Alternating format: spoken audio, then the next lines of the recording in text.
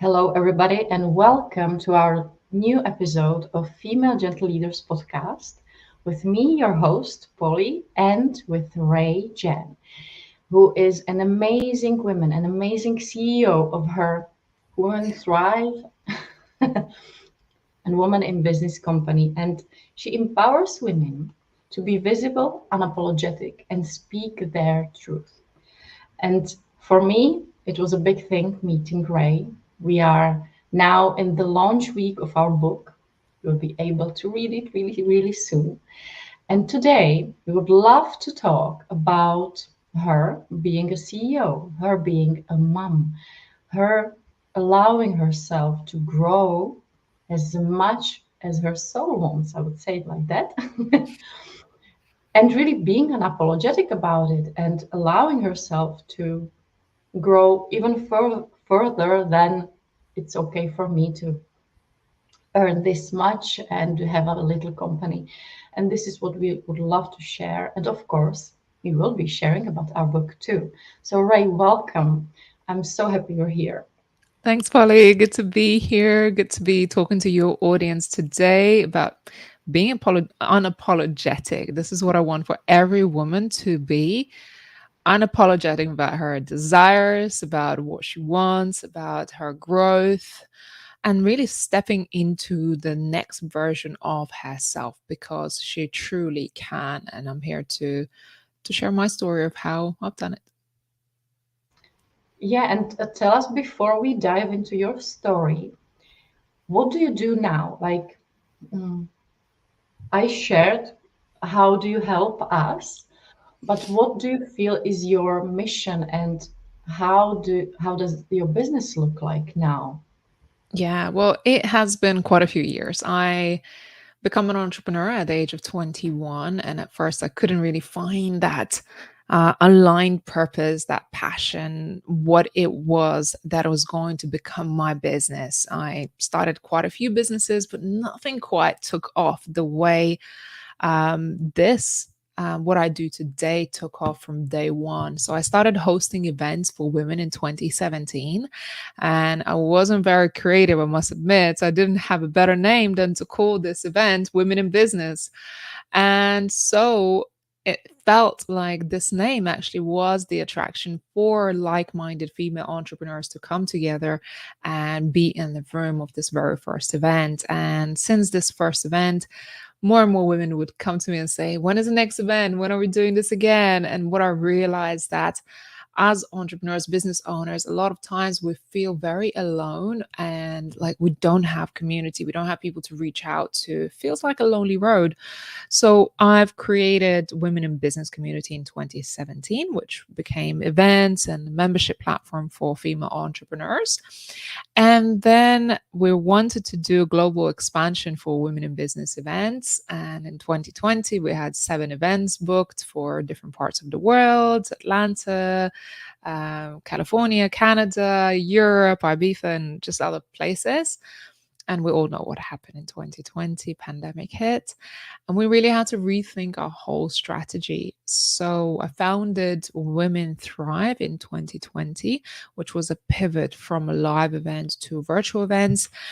And to be honest, I didn't know how big any of this would become. I didn't know how big Women in Business would become, or it just started with one idea, one initiative, one crazy thought that I was like, you know what? I'm just going to do that. I don't know how, but I'm just going to do it.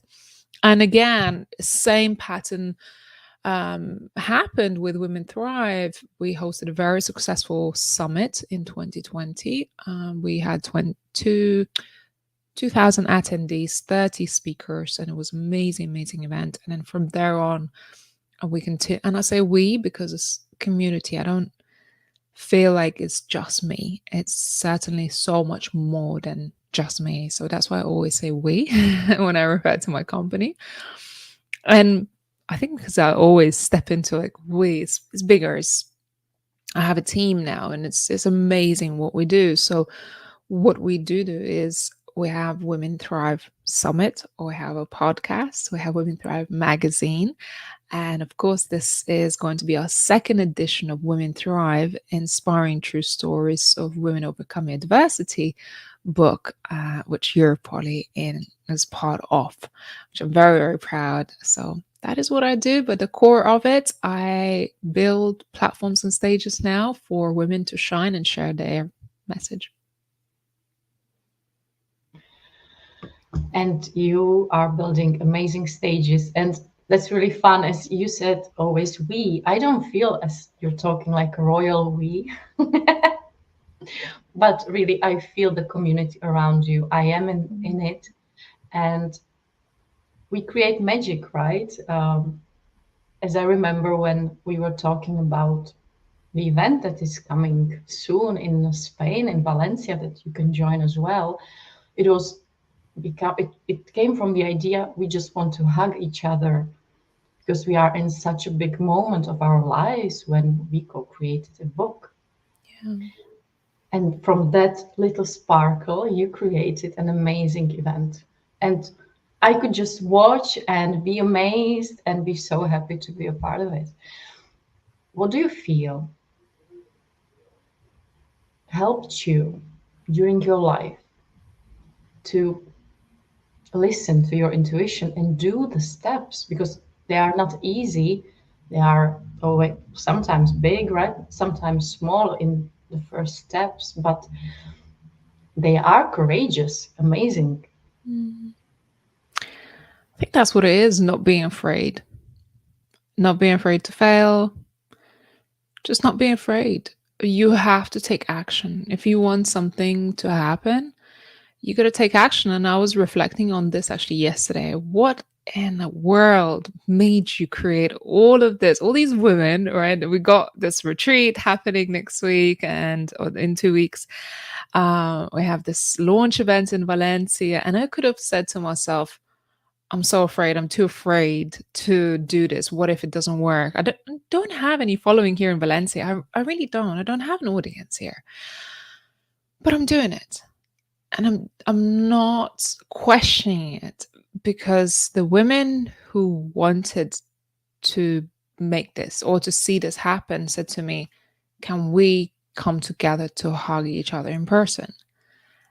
And with everything I have ever done, it started with a seed of an idea.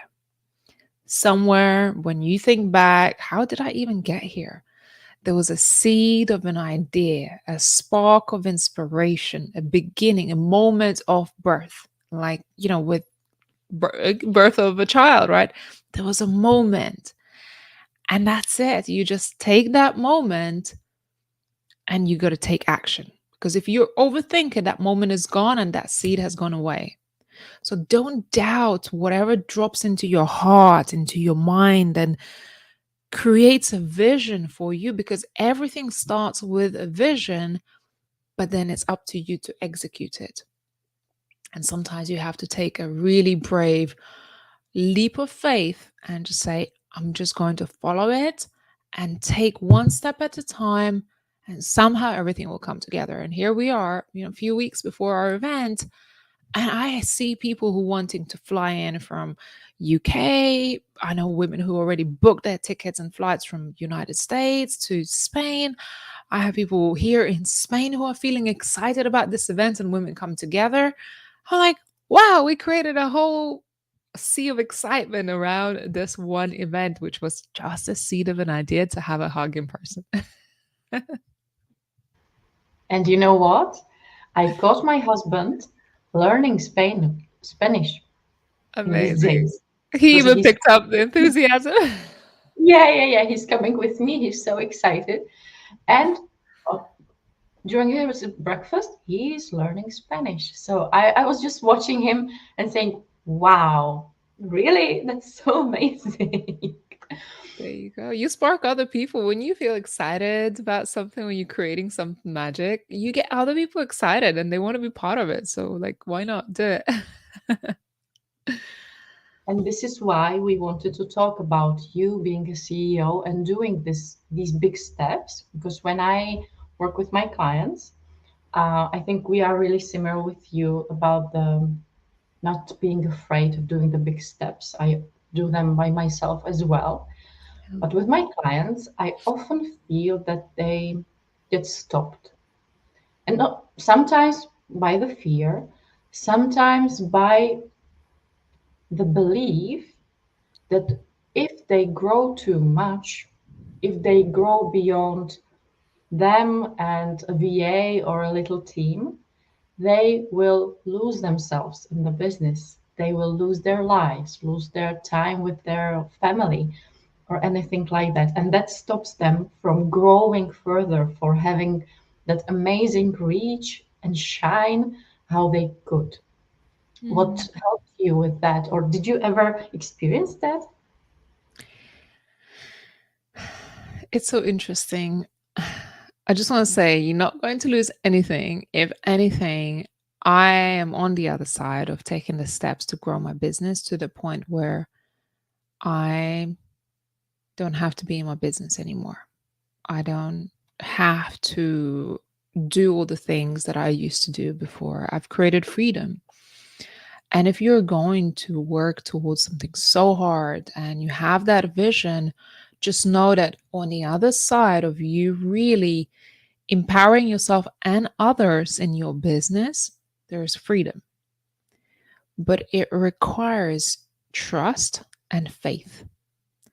Trust in your own abilities that you're able to be the leader and execute and hand it over, because you won't be able to hold all the reins forever if you want to grow to that stage. You just won't be able. You have to let it go.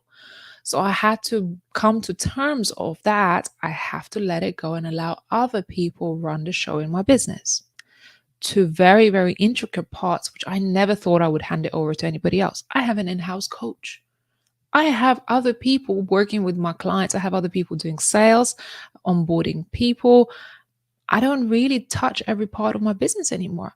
We have a magazine. I don't get involved in any part of that magazine, any part at all, other than doing the final check and doing editor's notes every month and receive the magazine to check if it was nice on the other side as a customer, right? And then you have to trust your team. You gotta trust your team. You hand it over, and I tried to come back after I gave birth to my daughter, and I tried to come back and start running the show. And one of my team members said to me, Ray, does that mean I'm out of job? I said, why? What do you mean? No. She said, it feels like you're coming back and you're taking back the reins. You know you hired me to do the job. Why you don't trust me? Why is it that you're doing all the parts that you used to do? You wanted to change the shape of your business. You did. Why are you stepping back to do things that you're not supposed to be doing? And it really dawned on me. It almost made me feel like I'm unwanted. And I told my partner, I was like, my team has dismissed me, told me that I shouldn't be doing this. He said, well, isn't it why you worked so hard to get to that place? Isn't it a testament of your leadership and your success? I'm like, yeah, but like, you have to grow up in your own business. And I feel like I grew up and I'm looking back, I was like, I still miss that part of holding all the reins. But I know it's impossible if you want to grow and scale. You can't keep hold of all the reins. I feel it's really often about letting go of control. And yes, you were used to something, right? How the business worked, and you worked towards that goal of letting go. And after your baby was born, the reality hit. And our systems are, I think it's normal, right? To just get back to where I left. And it's so amazing that you have such an amazing team that they were brave enough. You're scary too sometimes to tell you, like, Ray, okay, what's They were. happening? They were. And they were like, do I still have a job? And I was like, we don't mean to tell you what to do. You can, of course, do whatever you want to do. You're the leader, but we're just reminding you that, and it's so beautiful and refreshing to like, yeah, I didn't work this hard to build a team and empower them to then come back and try to run a show again. No, I have to be okay with a new role. And that allows me the freedom now to do the fun things that I want to do, like hosting retreats, coming up with new ideas, and innovating and initiating and working on my clients and do public speaking. This is what I get to do now instead of answering administrative emails or doing things I don't enjoy doing in my business. And that's the real CEO for me. And I see it in my business when I get asked how I start, because I'm not where you are. I'm, I don't know, a few steps back, a few years back. It doesn't matter. But for me, it helped already from the beginning, started to plan how I would love to work, how my business should look like, and what are my responsibilities and where they are not. So, for example, I don't even have access to my business email from the start. They just send me the emails or print them out if they need my thoughts on it, or they want to share with me what others, if they write to me, for example, personally. But that was something that really already from the start helped me so much to let go of control right away. So I wouldn't have to then release it, because I know it's sometimes really hard. Yeah. So thank you for that. Thank you for sharing, because I know you have a little daughter. She's now what, 2 months? Maybe more, three? Yeah. What do you feel? How did it change? Because now you said in your business, how did it change for you, your life with such an amazing little baby that I'm watching? She was a huge reason for this big transformation and for me stepping into this role and realizing that not only I have to let go, but also I have to grow. Which a lot of people might be afraid, like, okay, you step into motherhood, how are you going to grow? But for me, this was a catalyst. Before I had her, or no, before I even started to plan for children, my belief system was that, well, we can't do it all, we can't have it all. Um, and I thought, well, if I'm going to have children, I'm going to have to give up some things that I want to do, like some of my dreams, or have to take a big break from my business. And actually, it wasn't the case. When I got pregnant, I was really motivated. And that is what allowed me to organize my business in such a way that doesn't require me. It allowed me to scale and grow and empower other people, hire. I've gone from like 4 or 5 people in my team to 14 in a matter of those 9 months. And I'm very happy to say that I've achieved that goal. And now she's even bigger motivation for me to keep succeeding, keep doing what I'm doing and continuing to grow because I'm leaving legacy for her. And she's my huge motivation. Of course, I'm very lucky to have help and support from my family, which I wouldn't be able to do all of these things that I am doing without the support, which is, everybody says it takes a village to raise a child. And it really is true. We can be CEOs, but if you don't ask for help, you're not going to be that CEO that you desire to be, because you got to learn how to ask for help and not be the superwoman that carries everything on your own shoulders. You need help. And I can raise my hands and say, without the help, not only in my business, but in my personal life, I wouldn't be able to do what I want to do. And that's a huge relief. Even this podcast today, we spoke before I came on, I was freaking out and I was giving you a call. It's like, I may not have anyone looking after my baby, and I figured it out. So we might not even have had this podcast right now if I didn't have the help to look after my daughter. And we have it connected often that asking for help is a failure, right? I'm failing if I'm asking for help. And it's quite the opposite. It's the strongest thing in us. It's the strongest thing we can do for us and for our families, to ask for help. Did you ever struggle with it, or what did maybe help you? That don't know how you know this. My team used to say to me, Ray, can you just ask us for help? Tell us what you need. I was pretty bad. I would do everything myself. I'd come up with the idea, try to build it all myself, and my team look at me like, we're here. You're hiring us for that. You know, you can ask us for help. And yes, I did struggle with that. I think I now have certain key team members in place, which allows me to do what I do, which is come up with ideas and initiate. And then my team takes those big ideas and break it down to tasks and delegate. And they are the ones asking team members to do certain tasks. So I don't have to micromanage anyone. I can lead. So that's why I have two key management people, operations manager, and someone who I'm consistently working with in my business to offload what I know that needs doing in my business. And then they go and delegate because I'm not very good at delegating and then following through and managing, because a manager and a leader are two different things. I'm a great leader.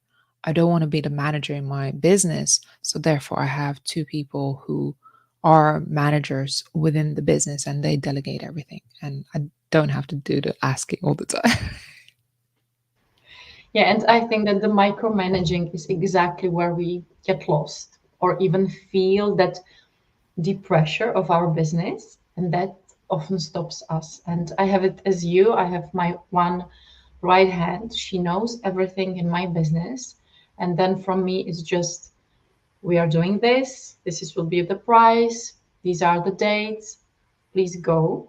And she will deliver it. She will talk to the web designer. She will connect all the dots. And then they would just ask me of some details that they might need or stuff like that. And exactly as you say, it's completely different. And for me, the moment, and I will ask you about your moment when it happened. For me, the moment was after one big launch when I Mm. felt depressed and frustrated. So I examined what made me feel like that. And I saw that I micromanaged everything, that I had to micromanage. I need to check all the pages, write to everybody, is it done? When it's going to be done, right? Everything. And then selling and delivering. I felt so alone in my business, even if I had, right, a team of 5 people around me. And from that moment, I decided, okay, who's going to be my right hand out of you 5? And exactly, there was one person who said, of course, I I am great at that. And we just changed a little change in our dynamic. And that helped so much. What Mm. was it there like that? I can just relate to that, what you're saying, because I feel like those little things that are the big things, because they are the details that connect the vision, are so draining. They're just draining. They takes your energy and your focus, and doing many little things, trying to manage everything just takes your focus away from the thing that you should be focusing on, which is showing up, leading, speaking, launching, doing your lives, being visible, things that nobody else can do in your business. And certainly, I feel like, I don't know, for me, it was just a process. I don't feel like it was just one thing, but it was just learning process and growing into that part. And it's so empowering, isn't it? Like for you, I'm sure it would have been so empowering to just say, hey, you know what? That's not how I want to run my business. It was such a relief. I could breathe. And Mm. then, of course, our sales went up. I had even really better ideas. I don't know, really everything changed when I relaxed in my business, when I didn't feel I have to think about 50 things at once, about what is doing what, how they do connect, and if they talk to each other, or if I need to connect them. It was really crazy. So, yeah, a big relief. And I feel that relief from you too, right? As you can Mm. enjoy and yeah, now we are creating our book. It's going to be in sales in a few days. And I'm excited about that. Could you share more with our audience about our book? Oh, first of all, I'm really, really proud of all the people who have contributed an art, their chapter into this book. We have 8 authors featured in the Women Thrive book. And these are amazing, inspirational, true stories of women who have faced adversities, have overcome their adversities and challenges in their lives, and really come out on the other side. And they are here to tell their story and share their testimony of what's possible for us as women. And, your story, particularly Poli, is about you can have it all. You can have it all. And yes, there's going to be challenges. It's not going to be easy. You're going to face some trials and tribulations along the way.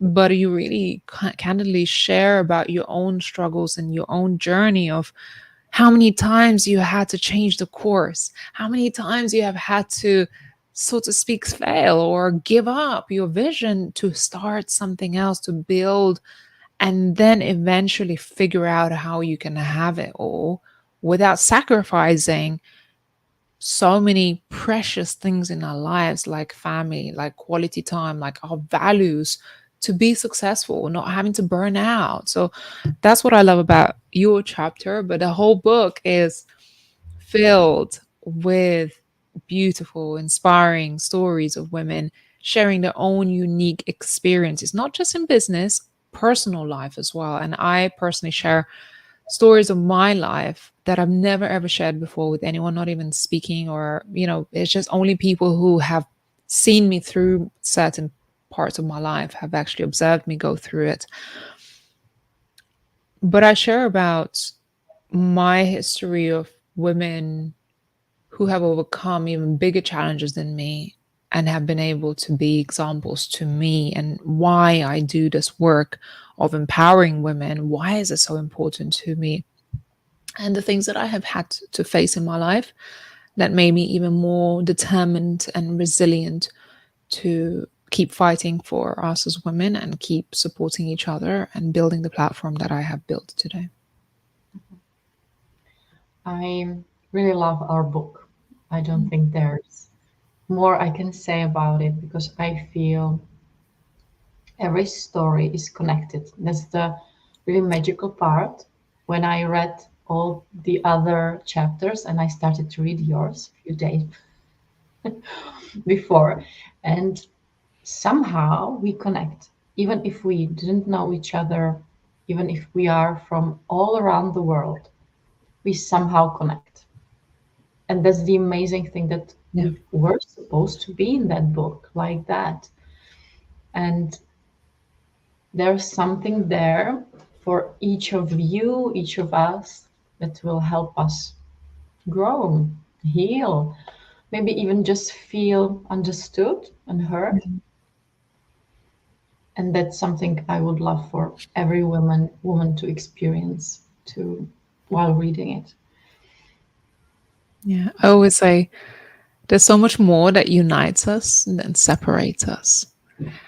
And what I've learned from hosting events and doing books like this, that when you share a story, when you share your story, when you hear other people share their stories, you start to see snippets of your own life in their experiences.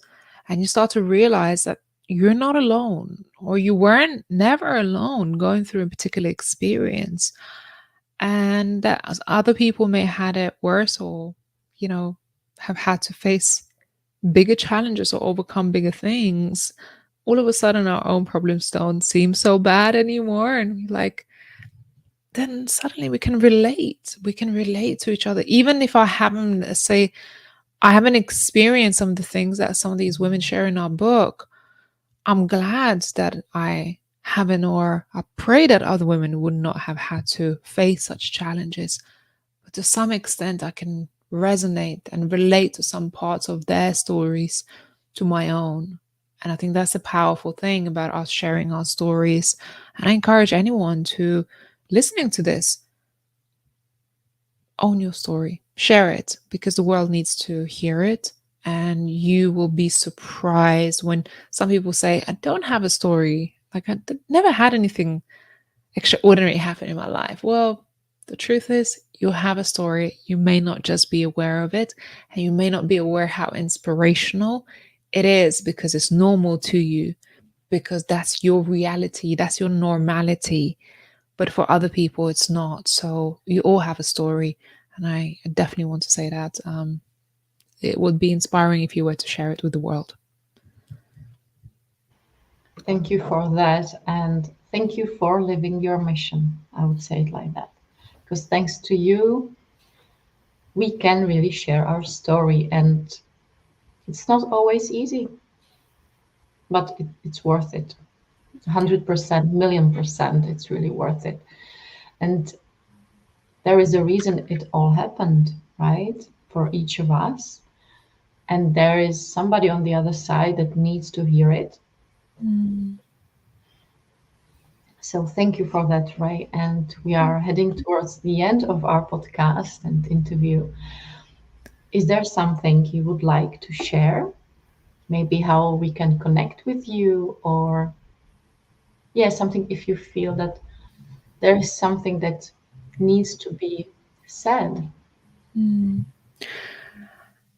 want to invite every woman to step into her purpose, because you are here for a reason and you are assigned a seed of an idea, a mission, a purpose, and the world are really, really waiting for you to take the ownership of that idea and take action and not be afraid. Every inspiration requires action. And I just encourage you to, if you feel inspired by this conversation alone, take action.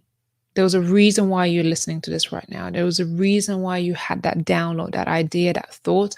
Don't wait. Don't allow yourself to overthink it. Take action. And what I want you to do is go and grab yourself this book.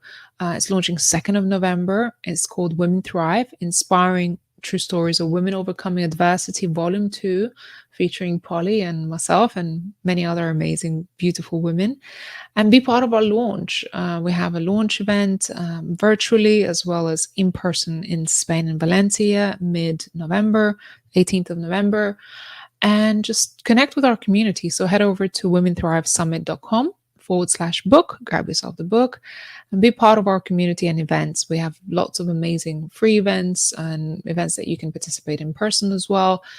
And just surround yourself with other inspirational people and share your story in whatever capacity that you can, because your story needs to be told and heard. And you have no idea how you can transform lives just by answering the calling, stepping into a purpose, and sharing your story and your greatness. Thank you for that, Ray. And thank you for being here, for sharing everything you shared. It was amazing. And I believe all of you here with us today, listening or watching, comment, tell us what you are taking from it. And follow me for more, because we will be talking with more of my co-authors. You already met some, and you will be meeting other ones even after Ray. So let's enjoy this amazing adventure. Thanks, Polly. Good to see you. Thank you, Ray. Have an amazing day, you all.